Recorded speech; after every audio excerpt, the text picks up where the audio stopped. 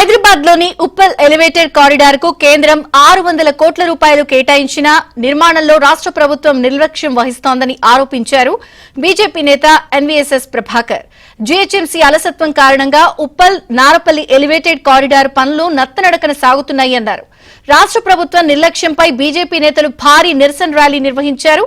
గతంలో కేటీఆర్ ను నిలదీయడంతో పనులు ప్రారంభించారని, ఇప్పుడు కాంగ్రెస్ ప్రభుత్వం అదే విధంగా వ్యవహరిస్తోందని దుయ్యబట్టారు.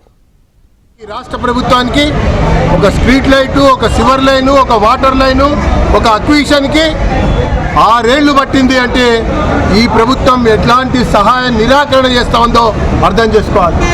కాబట్టి గడ్కరీ గారు 5వ తారీఖు నాడు హైదరాబాద్ వస్తున్న సందర్భంలో ఈ ప్రభుత్వంపై ఒత్తిడి పెంచాలని, ఈ ప్రభుత్వం మడలు వంచాలని, జీహెచ్ఎంసీ దారికి తీసుకురావాలని, కాంట్రాక్టర్ని కూడా దారిలో పెట్టాలని, ఈ ఉప్పల్ ఎలివేటెడ్ కారిడార్ పనులని వెంటనే వేగవంతం చేసి త్వరలోనే పూర్తి చేయడం కొరకు ఖచ్చితమైనటువంటి ఆదేశాలు జారీ చేయాలి అన్నటువంటి యొక్క ఆలోచనతో ఈరోజు ఉప్పల్లో భారతీయ జనతా పార్టీ ఆధ్వర్యంలో ఈరోజు ర్యాలీ నిర్వహించడం జరిగింది.